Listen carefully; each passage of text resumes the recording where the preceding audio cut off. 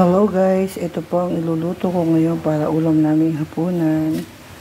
Palong manok, mushroom. Ito na ang kanyang mga sangkap. Naglalaga din ako ng itlog. Pansama sa adobong mushroom. Ito, nagpapakulo na ako ng mantika. Gigisahin na natin ang bawang sibuyas, luya. Antayin lang natin uminit. Lalagay ko na ang luya.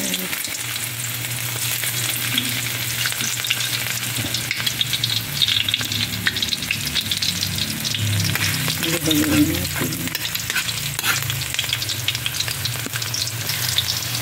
Sunod natin ang sibuyas.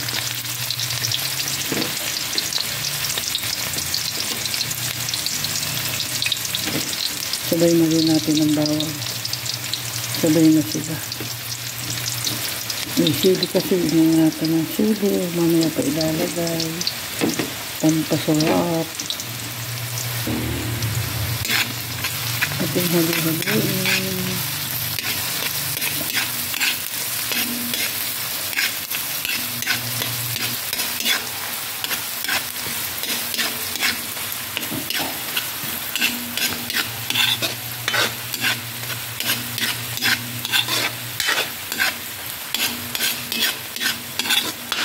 First time magluto ng palong ng manok. Sangkutsahin muna natin ang palong ng manok.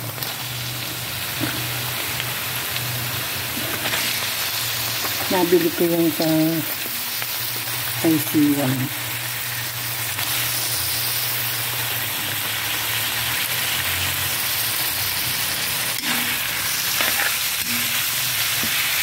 Sangkutsahin muna natin.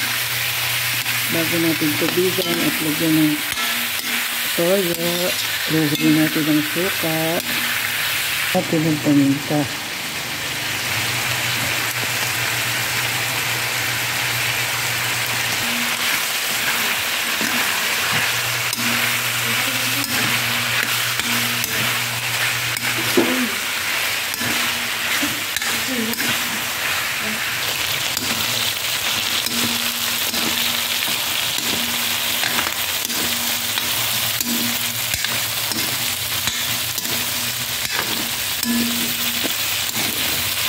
Lagyan na natin ng tubig.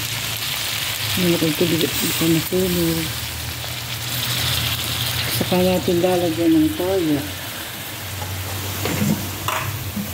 Tansyahin lang natin. Kung hindi naman aalat. At saka lagyan din natin ng oyster sauce. Tapos, tatakpan natin siya, antayin natin siyang kumulo at lumambot ang palong.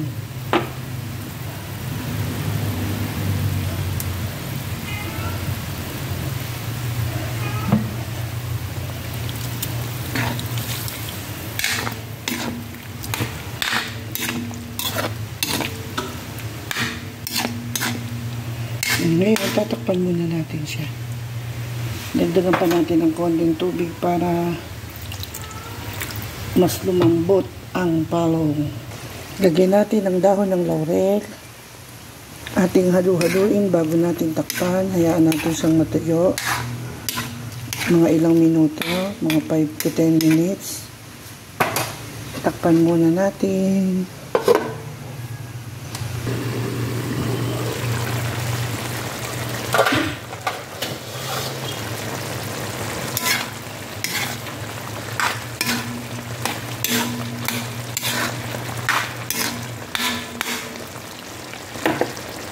Ang ipang-aasim ko ay kalamansi.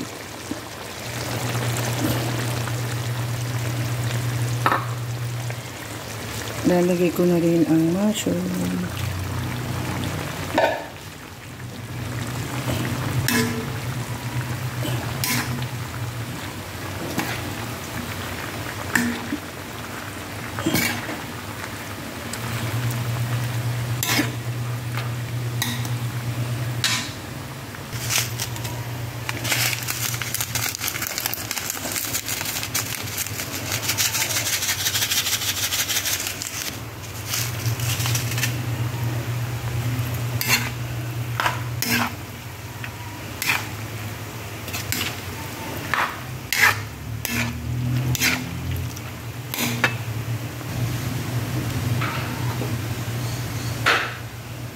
Mga 2 o 3 nito. Pang balance. Tapos, lagyan na rin natin itong sili. Para may konting anghang. Tapos, tatakpan uli natin siya.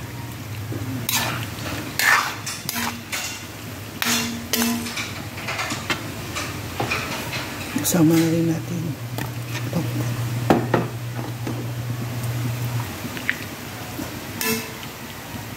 Diba? Ulam. Takpan muna natin.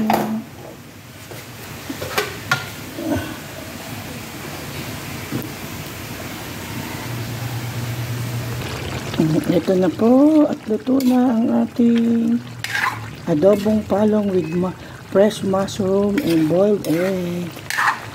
Ang sarap yan. Tikman natin. Luto na din ang palong. Luto na may palong. Alam, tinikman ko na rin kanina.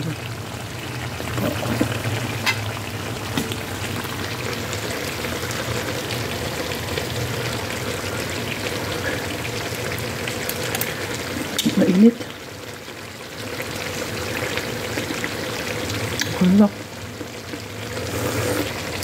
Thank you for watching.